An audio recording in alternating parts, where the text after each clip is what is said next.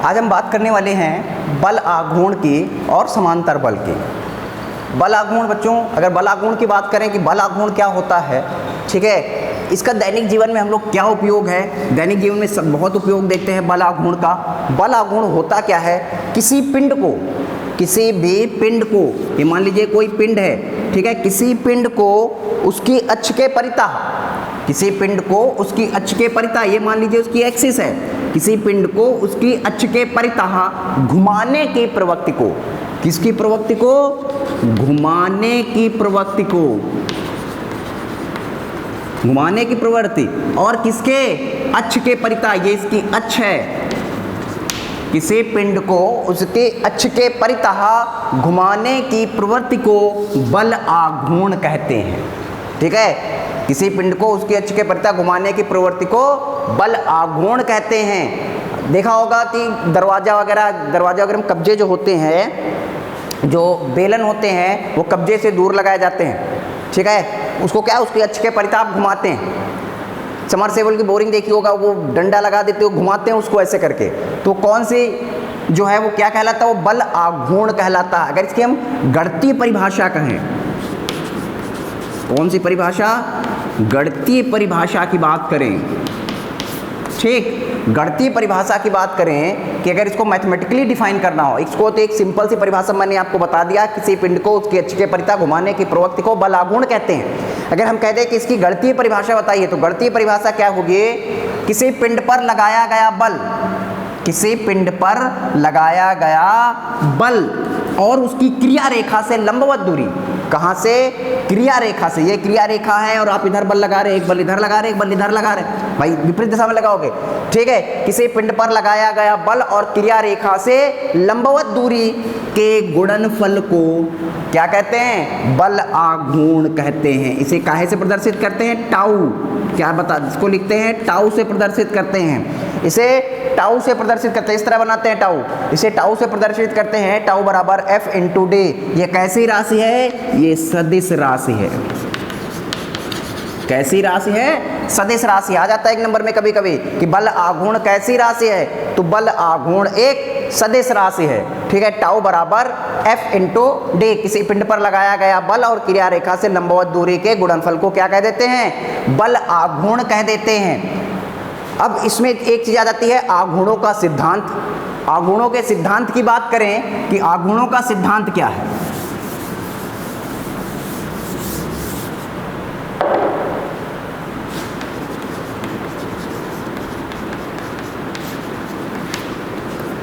आघूर्णों का सिद्धांत, principle of torque या principle of moment of force की बात करें आघूर्णों का, तो मैंने कहा एक बल आप इधर की ओर लगाएं, किसी पिंड को अगर घुमाना है तो बराबर और विपरीत बल लगाने पड़ते हैं, बराबर और विपरीत बल लगाने पड़ते हैं। एक बल आप इधर की ओर लगाइए और एक बल इधर लगे, तो आघूर्णों का सिद्धांत कहता है कि दक्षिणावर्त का बल आघूर्ण और वामावर्त का बल आघूर्ण, क्लॉकवाइज और एंटी क्लॉकवाइज, कि दक्षिणावर्त का बल आघूर्ण और वामावर्त का बल आघूर्ण क्या है, बराबर होता है। ठीक है, यानी दक्षिणावर्त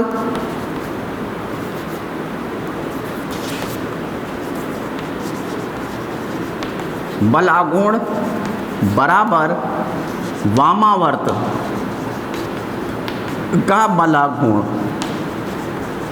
बराबर होता है। तो यहाँ से क्या हो जाएगा, F1 इंटू D1, ठीक है, is equal to F2 into D2। अब यहाँ से समझ लीजिए इसका मतलब क्या है, इसका मतलब यह है कि अगर आपको बल को कम करना है, कि आप चाहते हैं बल को कम लगाएं, बल को कम लगाएं, तो आप क्या करिए, दूरी बढ़ा दीजिए, दूरी बढ़ा दीजिए। जब दूरी बढ़ा देंगे तो बल हमें कम लगाना होगा। यही कारण है कि जो बेलन होते हैं वो कब्जे से दूर लगाए जाते हैं। ठीक, समरसेबल पे देखा होगा, बड़ा से बोरिंग करते हैं तो बोरिंग करते समय क्या करते हैं, बीच में जो है एक डंडा लगा लेते हैं, वो बड़ा सा बांध देते हैं, उसके चारों दूर ऐसे करके घुमाते हैं। क्यों लगा देते हैं, ऐसे करके घुमाना, उसकी अक्ष को यहाँ पर बांध दिया तो एक फोर्स इधर की ओर, एक फोर्स इधर की ओर लगा दिया ऐसे करके। तो जब ऐसे लगा देंगे तो क्या कर दी, दूरी बढ़ा दी, दूरी बढ़ा दी तो हमें बल कम लगाना पड़ेगा। बड़े से पत्थर को जब लेबर मजदूर ढकेलते हैं, ले जाते, तो हाथ नहीं लगाते, क्या करते हैं, बल नहीं लगाते हैं, ठीक है, एक डंडा लगा देते, एक डंडे से ढकेलते हैं। क्यों, डंडा लगा दिया ठीक है, तो क्या कर दी, दूरी बढ़ा दी, दूरी बढ़ा दी तो बल हमें कम लगाना होगा। तो ये किसका सिद्धांत है, आघूर्णों का सिद्धांत है, ये बल आघूर्ण का सिद्धांत है। अगर हमें बल को कम करना है तो क्या करना होगा, दूरी को बढ़ा देंगे, दूरी को बढ़ा देंगे तो हमारा क्या हो जाएगा, बल कम हो जाएगा। ये आघूर्णों का सिद्धांत कहलाता है। ठीक, इसके बाद आ जाता है, मैंने बल आघूर्ण बता दिया, अब दूसरा पॉइंट हमारा आ जाता है समांतर बल। समांतर बल किसे कहते हैं,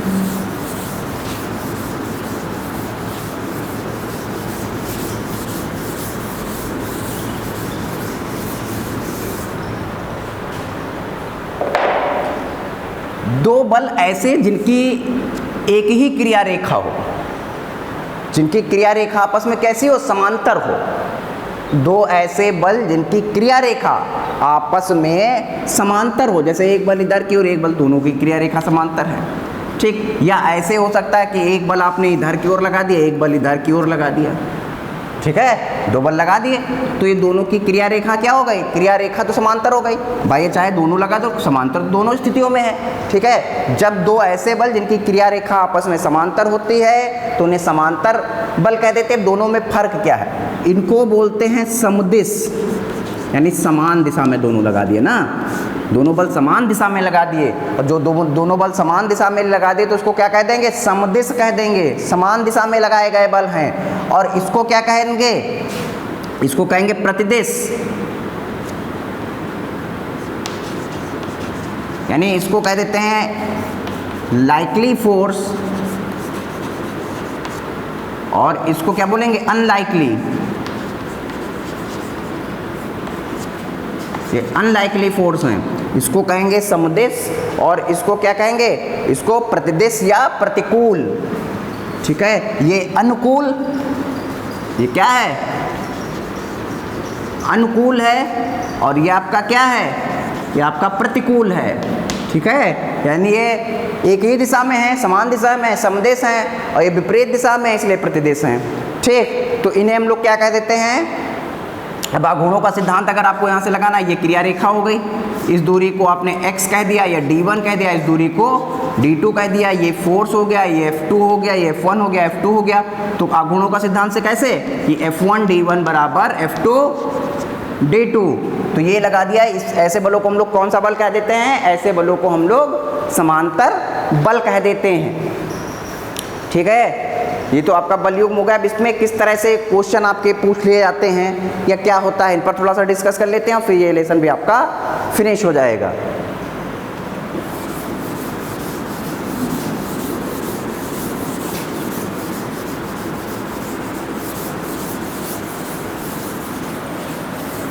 किस तरह के क्वेश्चन आ जाते हैं, जैसे बात करें, एक आ जाता है क्वेश्चन इसमें कि एक किवाड़ को खोलने के लिए कमरे के बाहर एक खड़ा व्यक्ति कब्जे से 0.5 मीटर की दूरी पर, किवाड़ से खोलने के लिए 0.5 मीटर की दूरी पर, 0.5 मीटर ये दूरी दे दी गई आपको d।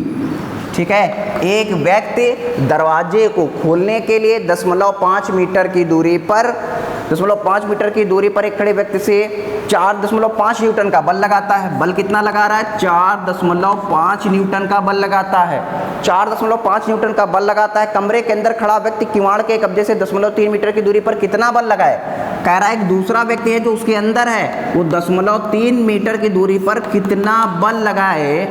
ठीक है, कितना बल लगाए कि वो दरवाजे को बंद रखे। एक दरवाजे को खोलना चाह रहा है, एक दरवाजे को बंद करना चाह रहा। ये आउटसाइड है, ये इनसाइड है, ये बाहर की ओर है, ये अंदर की ओर। तो इसको हम D1 F1 D2 F2 कर लेते हैं। तो आघूर्णों का सिद्धांत मैंने क्या कहा, आघूर्णों के सिद्धांत से हम लिख देंगे, आघूर्णों के सिद्धांत से,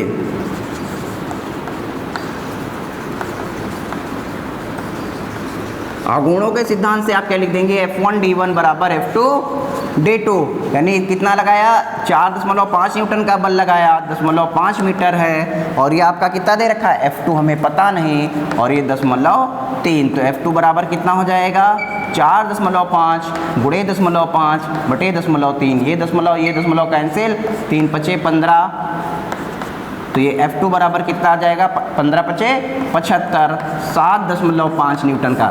देखिए आप यहाँ से बिल्कुल वो जो हम बता रहे थे क्लियर हो गया। यहाँ से आप देख सकते हैं कि आप दूरी अधिक थी, बल कम लगा रहा था। ठीक है, यहाँ पर उसने दूरी को कम कर दिया, दूरी को कम कर दिया तो बल को बढ़ाना पड़ा, बल को बढ़ाना पड़ा। इसीलिए कहते हैं कि अगर हमें बल को रिड्यूस करना है, कम करना है, तो दूरी को बढ़ा देते हैं। यही कारण होता है जो लेबर होते हैं काहे से पत्थर ढकेलते होता है आपको जो है बल्ली लगा देते हैं। ठीक है, दूसरा क्वेश्चन देखते हैं।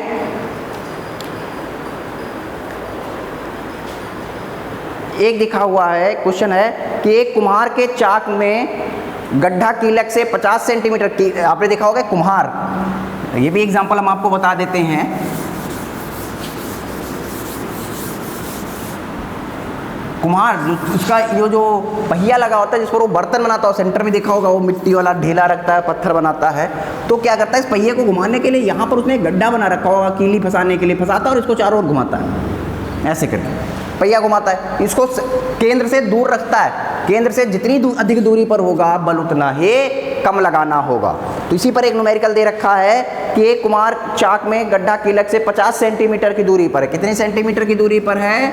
50 सेंटीमीटर की दूरी पर है। गड्ढे में डंडा लगाकर कुम्हार उसे 40 न्यूटन का बल लगाता है। कितने न्यूटन का बल लगाता है? 40 न्यूटन का बल लगाता है। कीलक के आरोपित बल आघूर्ण, हमें क्या ज्ञात करना है? बल आघूर्ण, टाउ ज्ञात करना है। अब टाउ बराबर क्या बताया कि टाउ बराबर F इंटू डी, टाउ बराबर F इंटू डी। F कितना है? 40 न्यूटन का, और D कितना है? D है 50 सेंटीमीटर। D कितना है? D 50 centimetre. ये सेंटीमीटर में दे रखा है, ध्यान देना बच्चों, ये सेंटीमीटर में है, सेंटीमीटर, ये न्यूटन में है। हमें क्या करना, मात्रक वाले में हमने बताया कि आपको किसमें जब भी कैलकुलेशन करनी है या तो हम MK सिस्टम में ले आए, ठीक है, या जिसको हम लोगों ने कौन से सिस्टम में बना दिया था? SI सिस्टम में, SI सिस्टम में ले जाएं। तो इसको हम किस सिस्टम में ले जाएंगे? SI सिस्टम में। और SI सिस्टम में हमारा सेंटीमीटर नहीं आता, हमारा मीटर आता है। तो इसको किस में कन्वर्ट करेंगे? मीटर में कन्वर्ट करेंगे। तो आपको पता होगा कि 1 मीटर बराबर 100 सेंटीमीटर होते हैं। तो 1 सेंटीमीटर बराबर कितना हो जाएगा? 1/100 मीटर हो जाएंगे। तो 50 सेंटीमीटर बराबर कितना हो जाएगा? 50/100 हो जाएगा। इसका मतलब 1/2 मीटर। तो यहाँ पर कितना लिख देंगे? 1/2 लिख देंगे। 1/2 लिख देंगे तो कितना आ जाएगा? टाउ बराबर आ जाएगा 20। ठीक है, मात्रक क्या होता है? न्यूटन मीटर होता है इसका मात्रक। इसका मात्रक क्या होता है? न्यूटन मीटर होगा। तो इस तरह के अगर बल आघूर्ण वाले क्वेश्चन होंगे तो आप आसानी से सॉल्व कर सकेंगे। ठीक है, इसी के साथ आपका ये lesson moment of force and parallel forces भी आपका समाप्त हुआ। Thank you.